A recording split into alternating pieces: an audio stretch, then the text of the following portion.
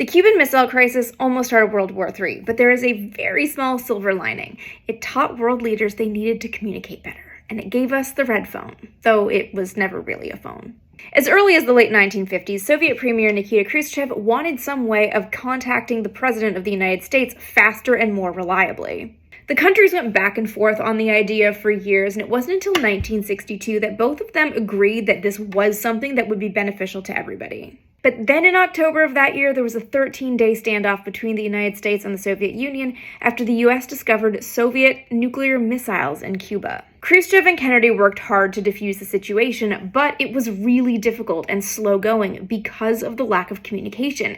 Not just the language barrier. Messages between leaders had to be encoded, transmitted, decoded, and then translated before they could formulate a response and send something back. It actually got to the point that on both sides of the conflict, leaders were making public statements to communicate what they were trying to say to each other faster. It was faster to do these public speeches and totally unsecure. On the American side, they were literally encoding messages and sending it via Western Union.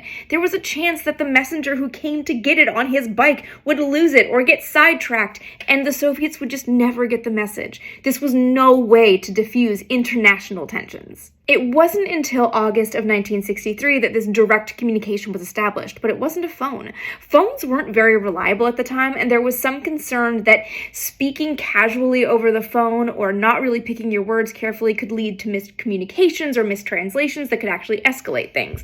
Everyone agreed that a secure wire network was actually best. So they used a secure teletype link that went from Washington to London to Stockholm to Helsinki to Moscow. So even though we have the enduring image of the red phone between world leaders, it didn't become a phone for a very long time.